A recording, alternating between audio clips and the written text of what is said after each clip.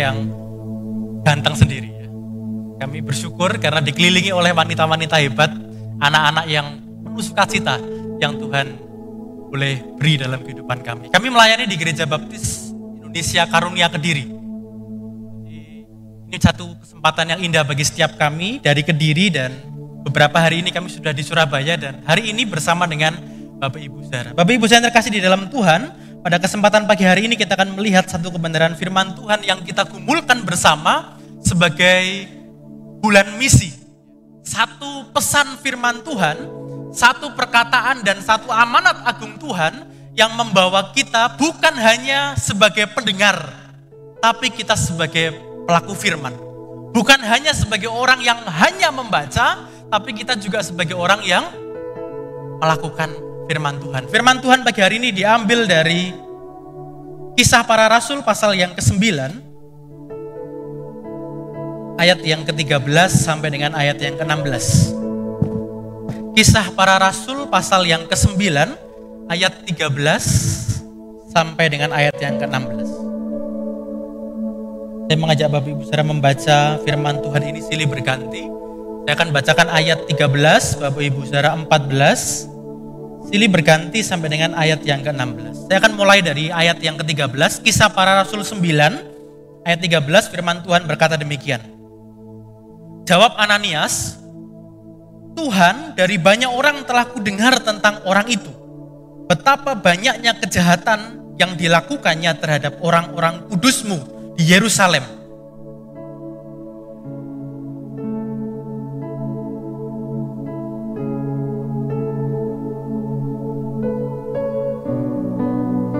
Tetapi firman Tuhan kepadanya, pergilah, sebab orang ini adalah alat pilihan bagiku untuk memberitakan namaku kepada bangsa-bangsa lain serta raja-raja dan orang-orang Israel.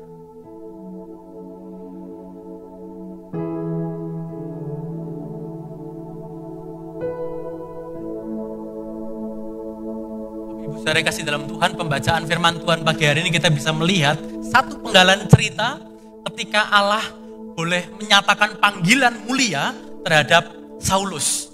Satu cerita yang sudah pasti kita ketahui, ketika Allah memanggil Saulus dalam perjalanan ke Damsyik, Tuhan menampakkan diri kepadanya, dia tidak bisa melihat. Dia pergi ke satu kota, dia harus berjumpa dengan seorang murid Tuhan. Firman Tuhan berkata, ada seorang murid di sana yang bernama Ananias. Firman Tuhan berkata kepada Ananias, pergi ke sana.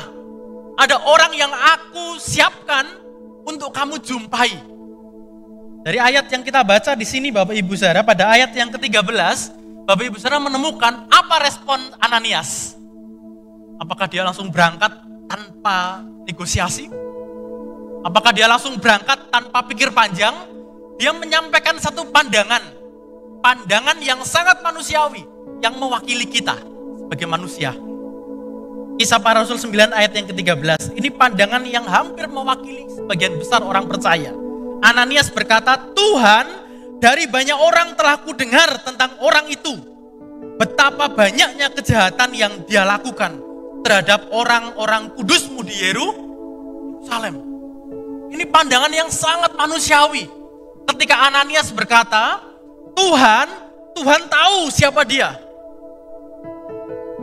Ketika Ananias menerima perintah untuk datang kepada Saulus yang sudah Tuhan katakan, aku memilih dia. Tapi Ananias berkata, Tuhan, dari banyak orang aku tahu siapa dia. Masa Tuhan gak tahu siapa Saulus? Bapak Ibu Saudara tahu siapa Saulus? Saulus, dia orang baik? Tidak. Dia musuh gereja. Siapa Saulus? Dia pelayan Tuhan? Bukan. Dia musuh gereja. Orang yang ditakuti oleh orang percaya. Orang yang menjadi perusak bagi kehidupan jemaat mula-mula. Orang yang merusak pekerjaan Tuhan. Orang yang hadirnya saja ditakuti oleh orang percaya. Tapi firman Tuhan kepada Ananias, pergi kepada Saulus. Ini ekspresi yang sangat wajar. Dan kalau itu ada di sekitar kita, tidak menutup kemungkinan kita juga menyampaikan pendapat yang sama seperti Ananias. Betul Bapak Ibu Saudara? Loh, siapa dia Tuhan? Tuhan apa nggak tahu masa lalunya seperti apa? Tuhan apa nggak tahu hidupnya seperti apa? Kok Tuhan pakai dia?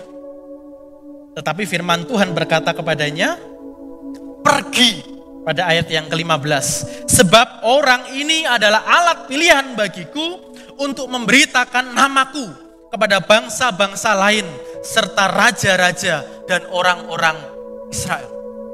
Dan betul Bapak Ibu Saudara, Alkitab yang Bapak Ibu Saudara pegang, hampir banyak berisi perjalanan dari seorang Paulus. Kalau di Alkitab buku ada.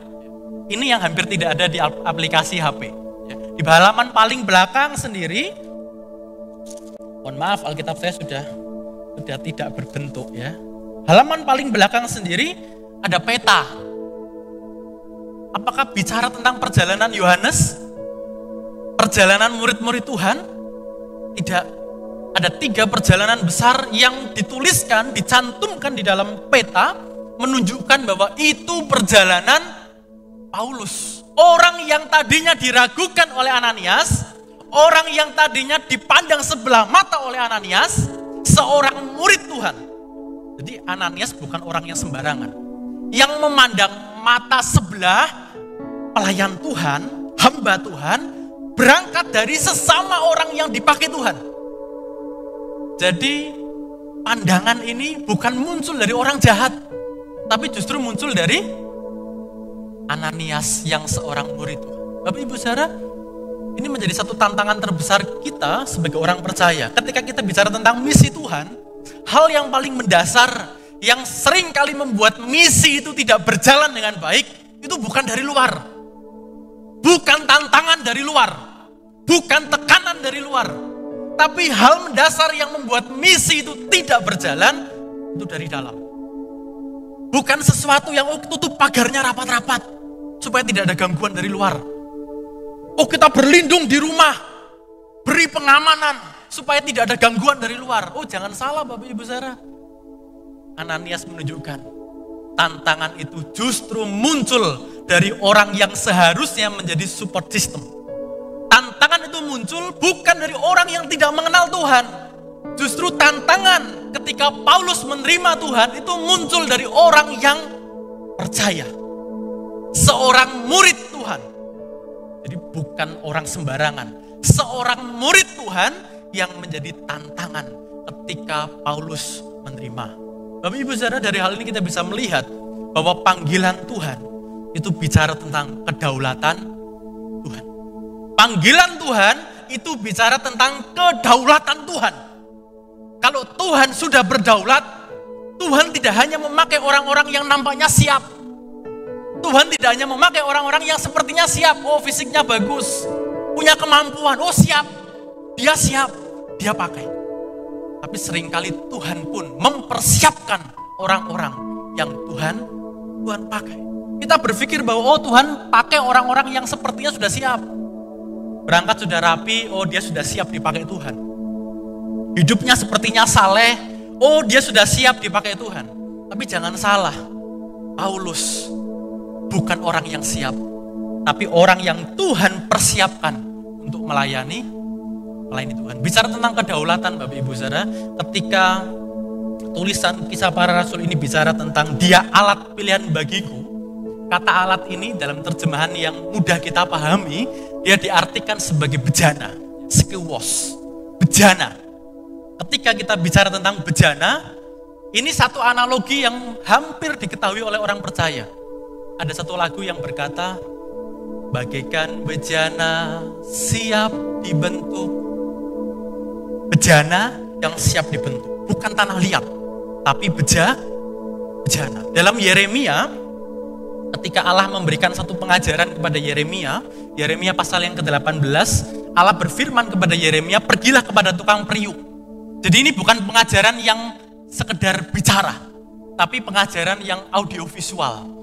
Tuhan mengajak Yeremia pergi ke tukang periuk, dia melihat pekerjaan tukang periuk, dan Allah berbicara di telinganya. Lihat, apa yang kamu lihat di sana?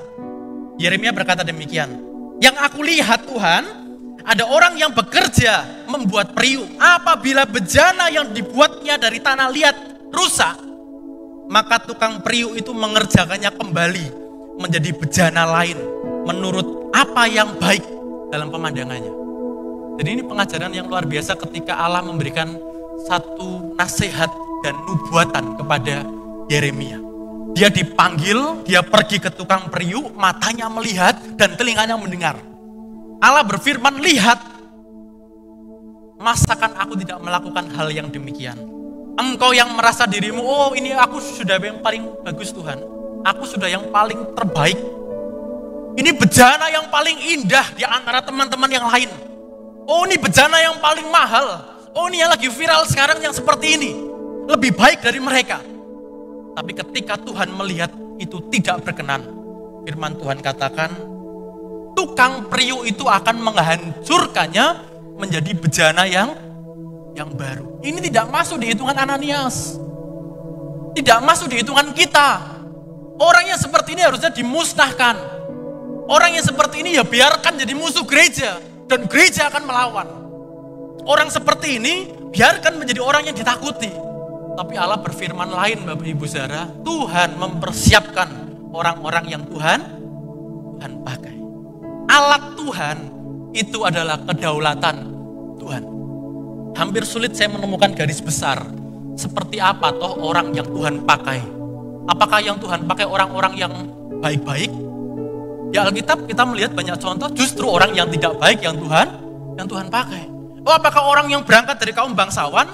Tidak. Daud dipakai Tuhan bukan orang yang terpandang. Kisah yang membuat namanya besar, kisah ketika Daud mengalahkan Goliat, dia tidak pergi untuk berperang. Dalam 1 Samuel pasal 17 kalau Bapak Ibu sudah baca, satu pembacaan yang cukup panjang. Ketika dia berhasil mengalahkan Goliat, dia tidak berangkat untuk berperang. Cerita firman Tuhan menjelaskan dia berangkat untuk kirim makanan. Ada di antara Bapak Ibu yang suka kirim makanan buat pasangannya yang bekerja? Atau yang mengirim kurir, kita pesan dari rumah. Daud kirim makanan. Dia berangkat ke tempat pertempuran, dia kirim makanan buat kakaknya Eliab yang sedang berperang. Kakaknya yang berperang. Dia kirim makanan. Tapi sampai di sana kakaknya bilang apa? Hei bocil, ngapain kamu kesini? Cepet pulang. Kemana kamu tinggalkan kambingmu yang 2-3 ekor itu? Karena anak kecil ini masih penasaran, dia ikutin terus kakaknya. Dia ngintip bagaimana orang itu berperang. Dan dia mendengar pasukan Filistin mulai merendahkan Allah Israel. Dia tampil dan Tuhan pakai dia. Orang yang tidak ternama, bukan raja, bahkan belum terfikirkan, tidak diperhitungkan, tapi Tuhan pakai. Itu alat Tuhan. Itu adalah alat. Saya tertarik dengan satu analogi alat makan, Bapak Ibu Saudara. Saya membawa alat makan, saya punya seorang putri kecil di sini. Mana ya? Tidak kelihatan. Oh iya, maaf. Hadap sana. Anak kecil ini suka makan dengan cara dia. Saya sediakan, ayo nak kalau makan, sendok di tangan kanan, garpu di tangan kiri. Apakah dia lakukan hal yang sama? Sesuka dia. Sesuka dia. Saya mau bilang sampai capek bibir saya, orang bilang sampai meniran bibirnya, dia lakukan sesuka dia. Tetap kami arahkan, sendok tangan kanan, garpu tangan kiri. Dia lakukan sesuka dia. Suatu ketika ada sumpit, Bapak Ibu Saudara. Kalau ada sumpit berarti pasangan sumpit apa? Ini bukan tes ya. Tidak apa-apa, karena suka-suka kita. Kalau Bapak Ibu Saudara bisa bilang sumpit ketemu garpu ya juga tidak apa-apa. Ya. Ada yang makan mie ayam sumpit dengan garpu. Siapa yang bilang salah? Suka-suka kita. Makan kuahnya gimana? Ya saya biasa ngangkat mangkok kok Pak. Ada orang yang makan dengan sumpit dan garpu. Ada orang berkata enggak Pak. Harusnya sumpit itu dengan sendok. Saya nggak ada pisau ya. Saya takut bawa sajam ke gereja. Ada pisau dengan garpu. Kalau mau makan steak, pisau dengan garpu. Tangan kanan apa Bapak Ibu Saudara? Umumnya. Tapi bebas kita mau buat seperti apa. Bahkan semalam ketika anak saya tidak terkendali pun, dia makan sesuka dia. Asal jangan pegang pisau deh. Kami orang tua bilang, asal jangan pegang pisau. Mau kamu pegang 2 sendok, 2 garpu, terserah. Seringkali kita menganggap Tuhan salah, itu karena kita sudah punya ekspektasi dulu. Kita seringkali menganggap Tuhan, dia nggak pas, karena kita sudah punya penilaian. Suka-suka Tuhan, menunya belum keluar, masa kita mau pegang sendok dan garpu? Yang keluar setik ternyata. Menunya belum keluar, kita mau pegang sumpit. Kita lakukan seperti apa yang biasa kita lakukan. Kita lakukan seperti kebiasaan kita. Oh, biasanya begini. Kita melakukan seperti pemahaman kita pada umumnya. Oh, umumnya begini Tuhan.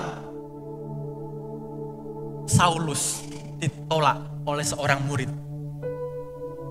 Yang kedua, Bapak Ibu Saudara, ada seorang lagi, bukan seorang, ada beberapa orang yang juga menolak kehadiran Saulus. Masih dalam pasal yang sama, kita akan turun ke bawah di ayat yang ke-26 dan 27. Ayat 26 dan 27, Kisah Para Rasul 9 ayat 26 dan 27. Firman Tuhan berkata demikian, setibanya di Yerusalem, Saulus mencoba menggabungkan diri kepada murid-murid, tetapi semuanya takut kepadanya, karena mereka tidak dapat percaya bahwa ia juga seorang murid. Ketika Saulus tiba di Yerusalem, ini kebanggaan orang yang baru percaya. Bapak Ibu Saudara yang punya satu pengalaman dari non-Kristen menjadi Kristen, dari belum percaya menjadi percaya, sukacita kita adalah ketika kita join di satu persekutuan dan kita diterima. Betul? Itu sukacita kita. Kita datang, kita bergabung, kita diterima di sana. Itu juga dilakukan oleh Saulus ketika dia bertobat. Firman Tuhan katakan setibanya di Yerusalem, dia langsung menggabungkan diri dengan murid-murid yang lain. Ini murid-murid yang hidup bersama Yesus 3 tahun. Belajar tentang kasih, belajar tentang mujizat. Mereka melihat karya Tuhan. Tetapi apa yang terjadi? Mereka takut kepada Saulus. Ini peristiwa setelah mereka tahu bahwa Saulus mengalami mujizat. Ini peristiwa setelah mereka tahu bahwa Saulus dipakai dan dipanggil oleh Tuhan. Tapi firman Tuhan katakan mereka takut. Mereka tidak dapat percaya bahwa ia juga seorang murid. Ditolak Bapak Ibu Saudara. Ditolak sebagai seorang murid. Tapi ada seorang pribadi yang luar biasa. Dia bernama Barnabas. Barnabas menerima dia dan membawanya kepada rasul-rasul dan menceritakan kepada mereka bagaimana Saulus melihat Tuhan di tengah jalan dan bahwa Tuhan berbicara dengan dia dan bagaimana keberaniannya mengajar di Damsyik dalam nama Yesus. Seorang yang bernama Barnabas memiliki pandangan yang berbeda. Dia melihat Saulus, dia orang yang mendampingi Saulus, dia orang yang menolong Saulus, memperkenalkan Saulus. Bahkan kalau Bapak Ibu Saudara lihat dalam Kisah Para Rasul, dia orang yang mengajak Saulus pertama berangkat pelayanan. Berangkat sama aku, ayo kita berangkat. Barnabas orang yang luar biasa, bukan orang yang terkenal. Kita akan jauh lebih mudah mengingat Barabas ketimbang Barnabas. Oh, itu orang yang di sampingnya Yesus, penjahat. Oh, dia penjahat yang dilepaskan ketika Yesus disalib. Kita lebih kenal dia ketimbang Barnabas ini. Tapi dia mengambil sikap yang baik, dia menerima Saulus, dia mendampingi Saulus. Bahkan dalam perjalanannya ada orang lain pun yang dia dampingi, Yohanes Markus. Ketika Yohanes Markus bersitegang dengan Paulus, dia berkata, sudah biar dia ikut dengan aku saja. Paulus pergi dengan Silas dan dia pergi dengan Yohanes Markus. Ikut aku saja. Dia dampingi lagi orang lain. Bapak Ibu Saudara, sekali lagi saya katakan buat kita, musuh terbesar gereja itu bukan orang di luar, tapi kita. Seberapa sering kita menganggap orang tidak layak melayani. Kita bicara misi, kita bicara pelayanan, kita bicara penjangkauan, tapi hati kita berkata bahwa kayaknya dia nggak layak, lebih layak aku. Kayaknya dia nggak pantas Tuhan, lebih pantas. Apa beda kita dengan Ananias? Apa beda kita dengan para murid yang meragukan kedaulatan Tuhan? Ketika Tuhan memanggil umatnya, ketika Tuhan memakai umatnya, Tuhan berdaulat atas alatnya. Tuhan memiliki kekuasaan penuh atas alatnya. Dan tidak ada manusia pun yang bisa menghalanginya. Mau itu rasul. Tapi kalau Tuhan sudah berkata, aku pakai Paulus, Tuhan pakai. Kalau Tuhan berkata, aku pilih kamu dan banyak orang yang meragukan kita, Tuhan punya karya yang indah buat kita. Dan bagian yang kedua, Bapak Ibu Saudara, firman Tuhan katakan di sana,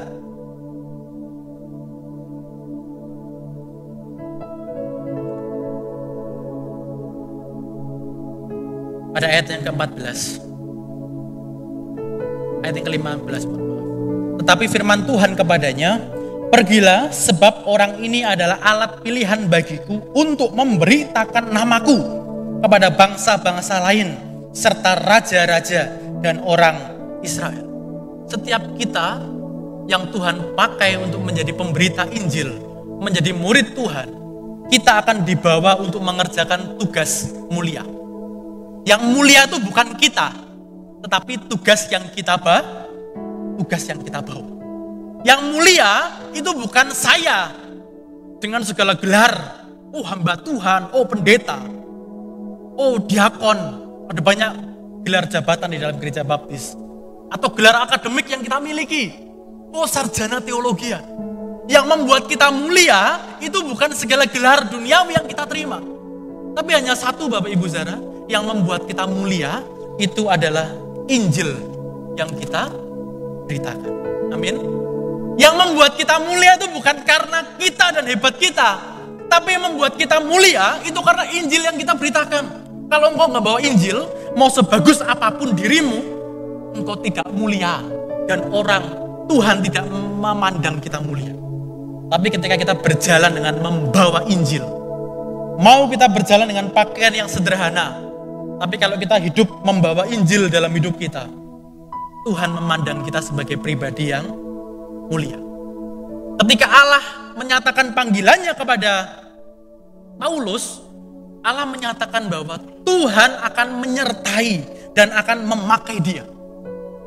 Tugas mulia dia terima, tugas mulia Paulus miliki, dan itu membuat Paulus menjadi pribadi yang besar dan dipakai Tuhan luar biasa. Jadi kita perlu perhatikan diri kita. 2 Timotius 2 ayat 21, Bapak Ibu Saudara.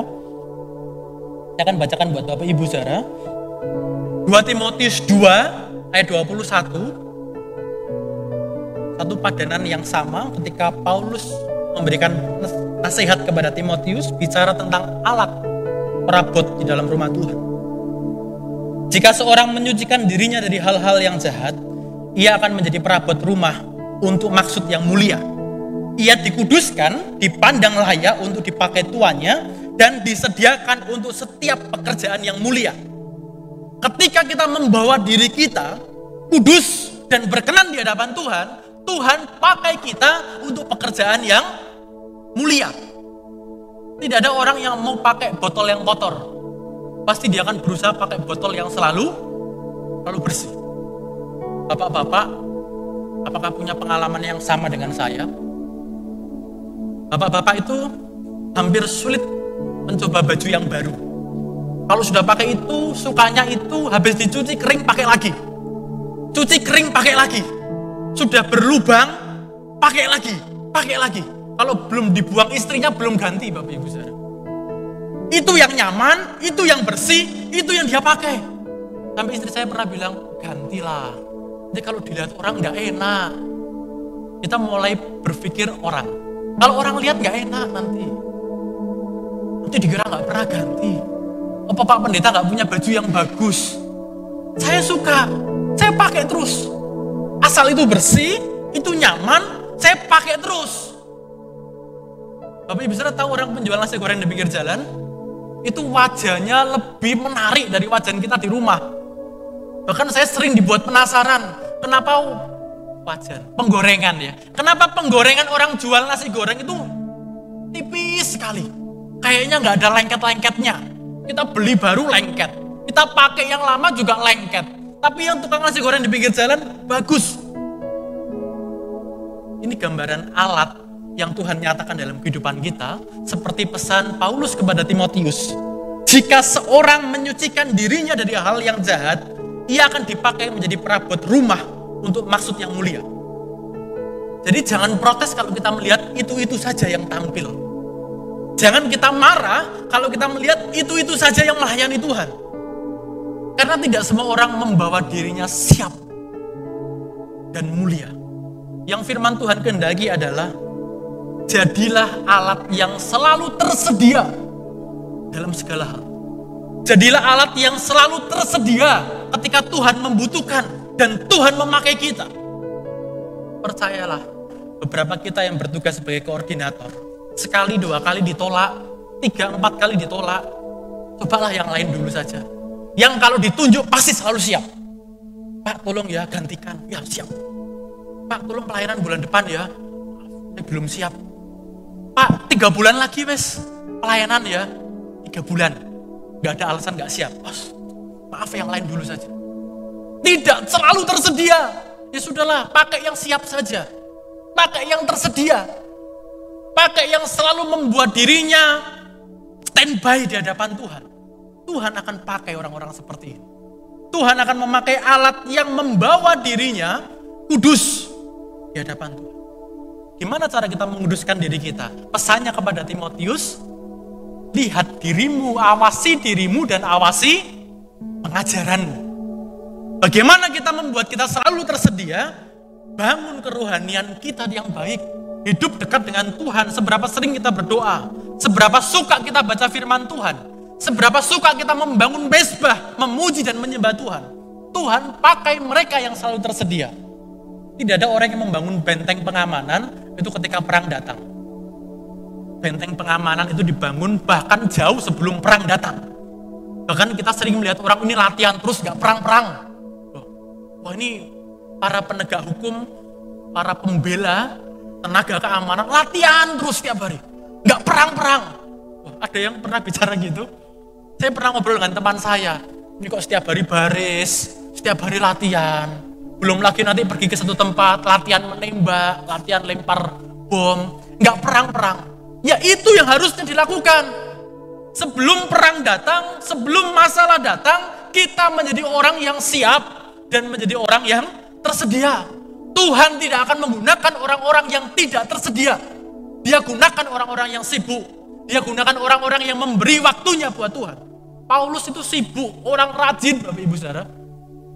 Rajin mengejar orang percaya. Sibuk menghancurkan gereja. Tuhan ubah karakternya menjadi pelayan Tuhan. Setelah dia percaya, dia tetap sibuk untuk memberitakan Injil. Dia tetap sibuk berkeliling mencari jiwa. Tuhan memakai orang-orang yang tersedia. Tapi Ibu Saudara tersedia buat Tuhan? Amin. Selalu tersedia buat Tuhan. Misi itu bukan sesuatu yang hanya kita rencanakan. Siap atau tidak siap waktunya, firman itu harus diberitakan. Tidak mungkin kita berkata, Tuhan tunggu momentum yang pas. Padahal Tuhan bilang ini waktunya. Saya belum ganti baju Tuhan. Kalau Tuhan bilang hari ini beritakan ke orang sampingmu ini, dia sudah ngomong ngalor ngidul, tinggal ngomong saja. Tuhan, saya belum baca-baca. Lama Bapak Ibu Saudara. Siapa orang yang berpikir untuk merencanakan berangkat, aku nanti mau ngomong A, B, C, D, poin 1, poin 2, poin 3, kesimpulan. Belum sampai kita belajar itu, kita bertemu dengan orang di warung, orang itu terbuka, beritakan Injil. Sampaikan firman Tuhan. Selalu siap dan tersedia ketika Roh Kudus membawa kita, mempertemukan kita kepada orang-orang yang terbuka hatinya, siap. Siap. Dan siap itu dimiliki oleh orang-orang yang selalu menjaga dirinya mulia. Cek Tuhan, ayatnya itu apa ya? Kayaknya ayatnya itu bicara Yesus jalan keselamatan. Tapi apa ya ayatnya? Aduh, tinggal ngomong ini orang udah di sebelah. Ada orang bertanya, Pak, Bapak Kristen ya? Iya. Pak, saya pernah dengar loh di Alkitabnya orang Kristen itu ada ayat yang bicara Yesus juru selamat ya. Jalan keselamatan. Iya ada. Ayatnya apa? Aduh, lupa ayatnya. Tanya Meta AI dulu. Ayatnya apa ini Yesus juru selamat? Yohanes 14. Tanya orang tua dulu, Mama ayatnya itu apa kemarin hari Minggu? Lama Bapak Ibu Saudara. Kalau kita terbiasa membaca firman, kita terbiasa berdoa, ketika momentumnya pas, Injil itu akan diberitakan. Tuhan memakai orang-orang ini. Dan bagian yang terakhir, satu pesan hebat yang Allah nyatakan kepada Paulus. Pada ayat yang ke-16, firman Tuhan berkata apa di sana? Kisah Para Rasul 9 ayat 16. Aku sendiri akan menunjukkan kepadanya betapa banyak penderitaan yang harus ia tanggung oleh karena namaku. Aku sendiri akan menunjukkan kepadanya betapa banyak penderitaan yang harus ia tanggung oleh karena namaku. Kata aku sendiri ini kata yang sangat menegaskan, dan kata ini sudah sangat keras untuk Allah sampaikan kepada Ananias. Dia penuh keraguan sampai Allah bilang, gak usah banyak bicara, aku sendiri yang akan menyertainya. Kamu takut? Aku sendiri yang akan menyertai orang ini. Ananias takut. Ini orang ini sudah gergeten, Bapak Ibu Saudara. Orang udah gergeten. Ustaz, kamu tinggal berangkat ke sana, aku yang menyertai orang ini. Allah berkata, aku sendiri yang akan menyertai. Aku sendiri yang akan menyatakan perkara atas orang ini. Aku sendiri akan menunjukkan kepadanya betapa banyak penderitaan yang harus ia tanggung oleh karena namaku. Kata aku sendiri ini menunjukkan bahwa Allah itu menyertai orang-orang yang hidupnya dipersembahkan buat Tuhan. Siapa yang menyertai kita, Bapak Ibu Saudara? Tuhan. Siapa yang memimpin kita? Tuhan. Support orang tua itu terbatas oleh usia dan waktu. Support pendanaan kita pun bisa terbatas oleh waktu. Hari ini kita berkelimpahan, mungkin suatu saat Tuhan izinkan kita berkecukupan. Atau anugerah terindah ketika Tuhan mengizinkan kita berkekurangan. Kita hari ini bahagia tanpa siksaan, Tuhan memberikan anugerah kita bertahan dalam siksaan. Tidak menutup kemungkinan Tuhan menunjukkan jalan yang penuh dinamika dalam hidup kita. Tapi pesan yang sama firman Tuhan katakan, aku sendiri yang akan menyertai engkau. Aku sendiri akan menyertai engkau. Bukan siapa-siapa, tetapi Tuhan itu sendiri. Apa yang membuat Paulus berani pergi kemana-mana? Karena dia tahu, aku sendiri. Kesaksiannya kepada jemaat Filipi, dia berkata kepada jemaat Filipi pada pembukaan surat, dia berkata, Allah yang telah memulai, Allah terus yang akan menyelesaikannya dalam hidup. Ini perkataan iman. Dia berkata, Allah yang telah memulai dari aku, melalui aku, Allah juga yang akan terus meneruskannya untuk kemuliaan Tuhan. Sungguh dia mengalami penyertaan Tuhan. Sungguh dia mengalami pimpinan Tuhan. Orang-orang yang memberitakan Injil, dia tidak berjalan. Sekalipun ditolak, sekalipun diragukan, bahkan sekalipun dia dihalangi oleh berbagai macam hal yang ada. Oleh orang terdekat. Tapi ketika Tuhan sudah memakai, kita melangkah dengan pasti dan kita hidup menjadi saksi. Tapi Ibu Saudara siap memberitakan Injil, sekalipun ditolak, sekalipun tanpa dukungan.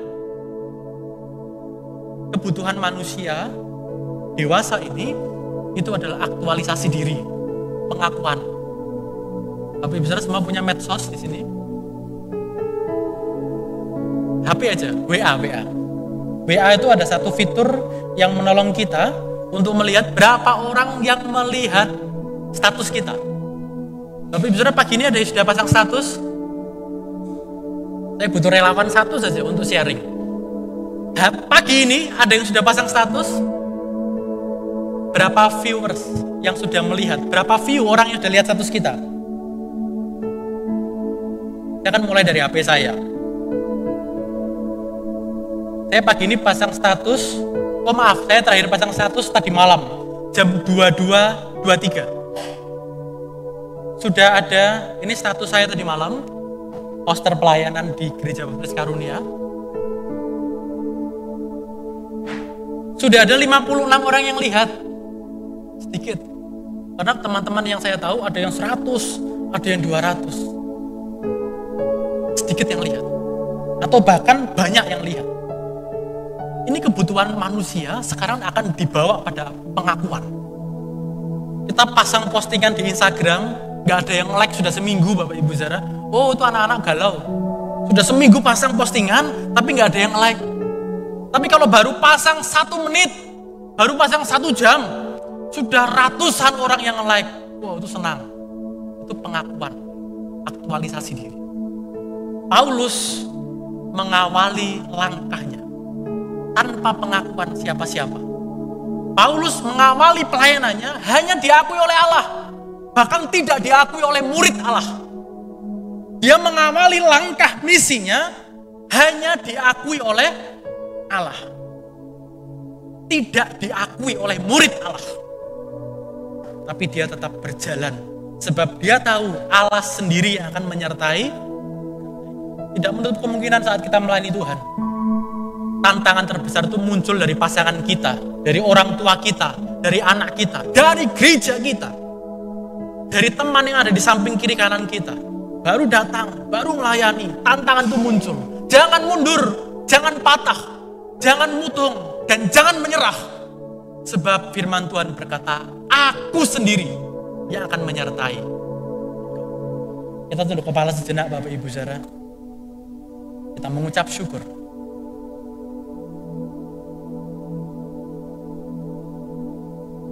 Begitu besar kasih Tuhan dalam hidup kita. Begitu besar karya yang